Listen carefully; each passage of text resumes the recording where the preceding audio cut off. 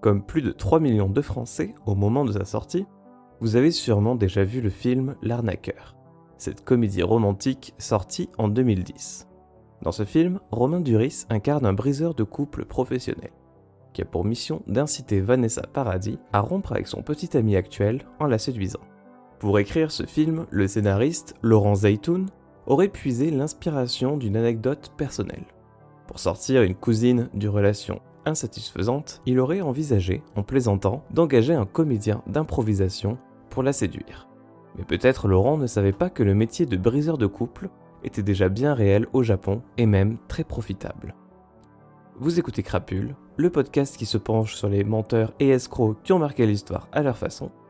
Et aujourd'hui, épisode un petit peu particulier, puisque l'on va se pencher non pas sur une personne en particulier, mais plutôt sur toute une profession, les briseurs de couple.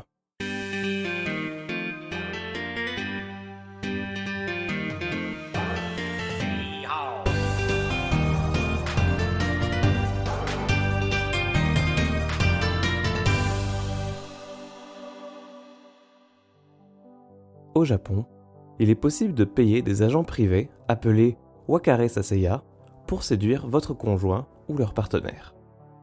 Vous avez envie de divorcer mais avez besoin d'une bonne raison pour le faire? Appelez un Wakare Saseya. Votre petit ami vous trompe et vous souhaitez mettre fin à son aventure? Vous pouvez aussi appeler un Wakare Saseya. Les agences de ce type, aussi appelées Farewell Shop, boutique d'adieu, sont nombreuses.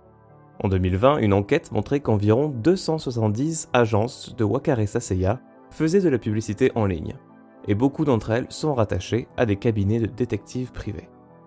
Chaque agence dispose de dizaines d'agents capables de jouer des rôles, allant des hôtesses de l'air aux fonctionnaires puissants, en passant par des femmes au foyer ou des producteurs de cinéma.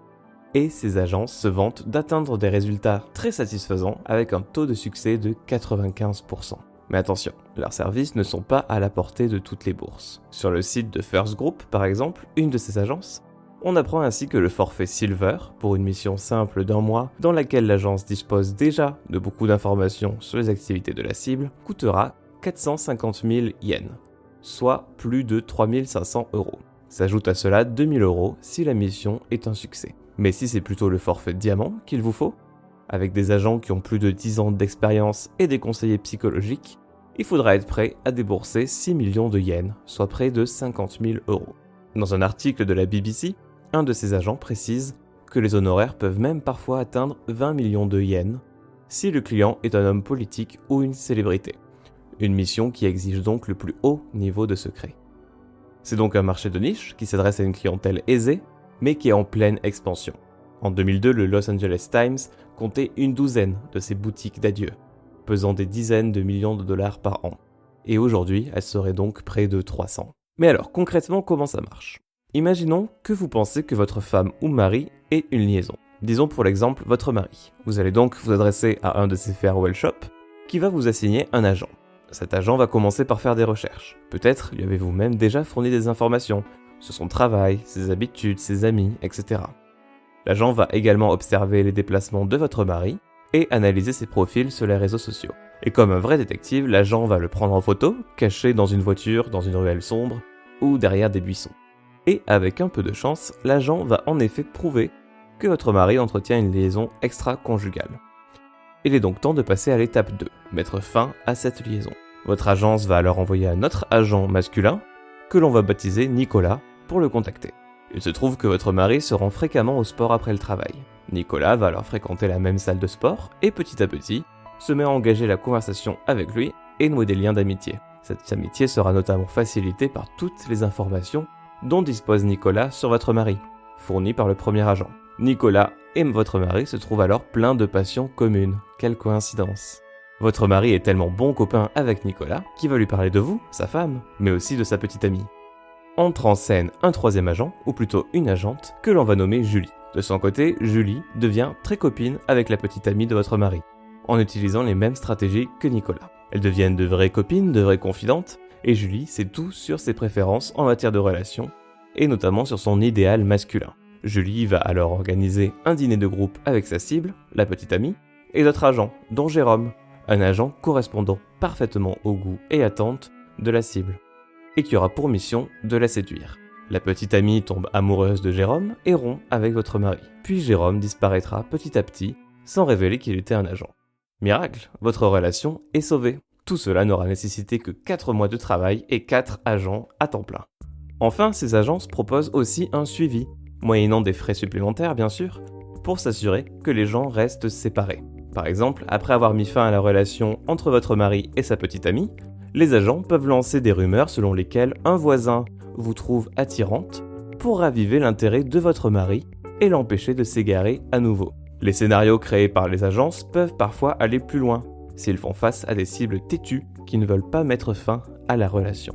Les cibles peuvent alors être attirées dans de fausses transactions commerciales, pensées être criblées de dettes financières énormes et recevoir alors la visite de faux agents de recouvrement soi-disant liés à la mafia. Par exemple, lorsque l'agence Daiko a fait face à un mari qui refusait de quitter sa maîtresse malgré 2 ans d'efforts répétés pour la discréditer, leurs équipes l'ont alors arnaqué en mettant en scène une affaire prometteuse, en créant des bureaux factices, des cartes de visite et en engageant des fausses secrétaires. Le mari est tombé dans le panneau et s'est retrouvé endetté de 160 000 $. Il ne lui restait plus qu'un choix à faire, renoncer à sa maîtresse ou payer la dette en totalité. Le mari n'a pas pu refuser. L'amour n'est jamais éternel pour les hommes japonais s'il commence à coûter trop cher, comme le disait le président de l'agence Daiko. D'ailleurs, les agences sont toutes d'accord sur la question de savoir qui est la cible la plus facile. Interrogé par le LA Times, M. Iwatashi, responsable de l'agence Lady Secret Service, répondait « Les hommes peuvent toujours être séduits si la femme est assez belle. Ils sont fondamentalement tous des idiots. » A l'inverse, les femmes auraient généralement tendance à se méfier davantage que les hommes des membres du sexe opposé d'apparence plaisante. C'est pourquoi les agences vont avoir recours à une agent qui va se lier d'amitié avec la cible pour trouver son homme idéal et lui présenter des candidats. Mais pourquoi engager des agents et dépenser des milliers quand au final une bonne discussion entre 4 yeux ferait aussi bien l'affaire ? Eh bien, interrogées par la presse américaine, les agences elles-mêmes citent plusieurs raisons qui expliquent le succès de leur industrie et pourquoi elles s'exporteraient difficilement à l'étranger. Engager un Wakare Sasaya permet d'éviter la confrontation. C'est donc un moyen à court terme de résoudre une situation difficile sans conflit. Et dans un pays qui évite la confrontation et les démonstrations publiques, et où le ghosting est très courant, cette pratique consistant à tout simplement disparaître et ignorer les tentatives de contact du conjoint dont vous voulez vous séparer, ces agents évitent à leurs clients des moments émotionnels très lourds. Et enfin, toujours selon ces agences, l'immaturité émotionnelle et le désir croissant de se décharger de ses responsabilités alimentent leur activité, qui est en plein essor au Japon. C'est aussi facilité par le système éducatif et la structure familiale du Japon, ainsi que les nouvelles technologies qui facilitent les contacts avec des étrangers, mais rendent tout aussi difficile la rupture des liens. Également, si les femmes au Japon sont aujourd'hui de plus en plus susceptibles d'initier des séparations, la loi et la culture les encouragent encore à faire croire que c'est l'idée de l'homme. Votre partenaire sera donc beaucoup plus susceptible d'accepter un divorce si il ou elle est déjà amoureux de quelqu'un et veut aller de l'avant. C'est donc particulièrement utile lorsqu'un des conjoints refuse de divorcer, et ce qui complique la procédure. Des agents peuvent être également engagés pour recueillir des preuves d'adultère, qui aideront le conjoint lésé à percevoir l'argent de consolation lors du divorce.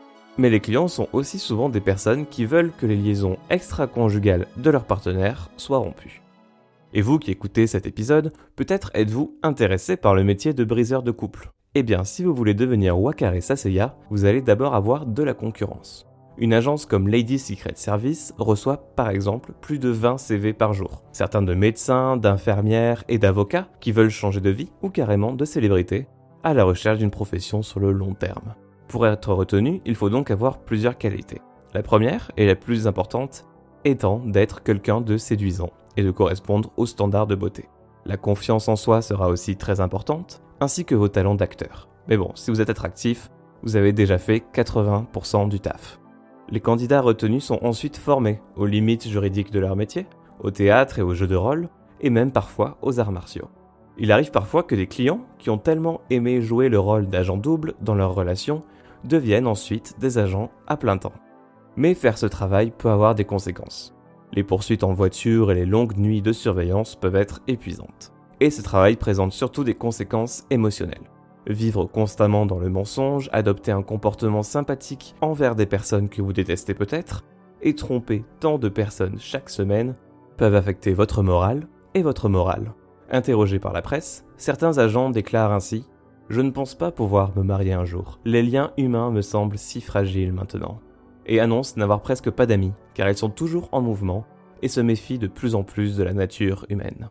Le métier de Wakaru Saseiya s'est d'ailleurs tristement retrouvé en première page des journaux nationaux en 2010, lorsque Takeshi Kuwabara a été condamné pour le meurtre de sa maîtresse, Rie Isohata. Sauf que Kuwabara était un Wakaru Saseiya, engagé par le mari d'Isohata pour briser leur mariage. Kuwabara, qui était lui-même marié et avait des enfants, a alors organisé une rencontre avec Isohata dans un supermarché. Il a prétendu être un célibataire travaillant dans le secteur des technologies de l'information. Peu à peu, ils se sont rapprochés et ont commencé une liaison qui a finalement abouti à une véritable relation, aussi sincère pour la cible que pour l'agent. Entre-temps, une collègue de Kuwabara les a photographiés tous les deux dans un love hotel et le mari d'Isohata a utilisé ces photos comme preuve pour un divorce. Une fois qu'Isohata a appris que son amant était un agent, elle a voulu, furieuse, rompre la relation avec Kuwabara. Mais, ne voulant pas la laisser partir, il l'a étranglée avec une ficelle. L'année suivante, il a été condamné à 15 ans de prison. Ce meurtre a été un choc pour le pays, mais surtout pour l'industrie des briseurs de couple. Cette tragédie a inspiré une certaine réforme du métier, notamment l'obligation pour les agences de détectives privés d'obtenir des licences, mais aussi une réduction de la publicité en ligne pour ces services et une plus grande suspicion de la part du public, qui a freiné l'industrie pendant quelques années. Mais comme on l'a vu, le marché prolifère au Japon aujourd'hui, avec près de 300 agences actives, et il fait même des émules. En Europe et en Amérique, certaines agences s'essayent à proposer des services similaires. La différence étant que ces agences ne vous promettent pas de briser un couple, mais plutôt de tester la fidélité de votre partenaire. Par exemple, aux États-Unis et au Royaume-Uni, on parle de honey trapping, qu'on peut traduire par piège à miel ou piège à chéri. Honey Trap USA, Venus Detective ou la plus sobrement nommée Cheating Rat, ces agences s'adressent aux personnes voulant s'assurer de la fidélité ou non de leur conjoint ou conjointe. Avec des slogans comme « Nous fournissons l'appât, ils décident de ce qu'ils vont en faire », leur promesse est plutôt claire. Ces agences engagent en fait un agent qui va se rapprocher de votre partenaire, le tester jusqu'à déceler ou non des penchants pour l'infidélité. Ce qui est assez amusant, c'est qu'en lisant les avis clients de ces agences, on se rend compte qu'une grande partie de la clientèle sont aussi des parents qui n'approuvent pas vraiment le conjoint de leur fils ou fille et font alors recours à ces services pour susciter des prises de conscience. Et la France n'est pas en reste, puisque nous pouvons compter sur des agences comme Tester sa fidélité et Fidelity Testing pour nous assurer que notre petit ami ne nous tromperait pas avec le ou la première venue. J'espère que cet épisode vous a plu, et vous savez désormais qui appeler si vous n'osez pas dire à votre petit copain que ce n'est pas lui, c'est vous. Comme d'habitude, je vous laisse toutes mes sources dans la description de l'épisode. Vous pouvez retrouver le podcast sur Twitter, à Crapule Studio. Vous pouvez, si l'envie vous prend, pourquoi pas, laisser des petites étoiles sur Apple Podcast ou Podcast Addict. Et quant à moi, je vous dis à très bientôt pour un prochain épisode.